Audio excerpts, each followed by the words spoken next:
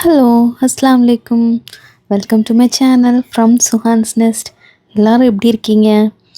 இன்றைக்கி உங்களுக்கு ஒரு சூப்பரான ஒரு சைட் டிஷ் ரெசிபி தான் காட்ட போகிறேன். சிம்பிள் தான், பட் ஆனாலும் சாப்பிட்ட உடனே இதுதான் நெக்ஸ்ட் டைம் என்னோடய லஞ்சுக்கு வேணும்னு சொல்லுவீங்க. சரி, என்ன ரெசிபின்னு பார்ப்போமா? மல்லி சம்மந்தி. அது எப்படி செய்கிறதுன்னு பார்க்கலாம்.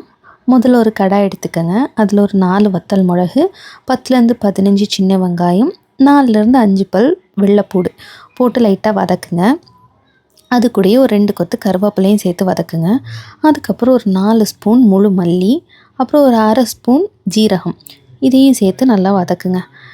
தேங்காய் நம்ம லாஸ்ட்டு தான் சேர்க்கணும். இதெல்லாம் வறுத்ததுக்கப்புறம் தேங்காவை லாஸ்ட் ஒரு 2 கை நிறைய தேங்காய் சேர்த்து அதையும் வறுத்துக்கங்க. தேங்காய் பொன்னிறமாக வறுப்பட்டால் போதும், கருகிடக்கூடாது. ஸோ கொஞ்சம் சிம்மில் வச்சுட்டு கை விடாமல் கிண்டிக்கிட்டே இருங்க. அதுக்கப்புறம் ஸ்டவ்வை ஆஃப் பண்ணிவிட்டு இதை கொஞ்சம் குளிர வச்சுருங்க. இது நல்லா ஆறுனதுக்கப்புறம் தான் ஒரு மிக்சர் ஜார் எடுத்து அதுலேருந்து நம்ம வறுத்து வச்சுருக்கிறத மிக்சர் ஜாரில் போட்டு அரைக்க போகிறோம். அரைக்கிறதுக்கு முன்னாடி ஒரு சின்ன நெல்லிக்காய் அளவுக்கு புளி எடுத்து அதை ஊற வச்சு அதோட தண்ணி எடுத்து வச்சுருக்கேன். இது ஒரு 2லேருந்து 3 ஸ்பூன் இந்த தண்ணி வரும். இந்த தண்ணியே போதுமானது. இதுக்கு எக்ஸ்ட்ரா தண்ணி எதுவும் ஆட் பண்ண வேண்டாம். அப்புறம் தேவைக்கு உப்பு ஆட் பண்ணிக்கோங்க. அதுக்கப்புறம் இதை நல்லா கொரன்னு அரைச்சி எடுத்துட்டிங்கன்னா மல்லி சம்மந்தி ரெடி. இதை நல்லா சூடு சோறு கூட இதை வச்சு சாப்பிட்டிங்கன்னா இதே போதும். இதுக்கு வேறு எக்ஸ்ட்ரா சைட் டிஷ் எதுவுமே தேவைப்படாது.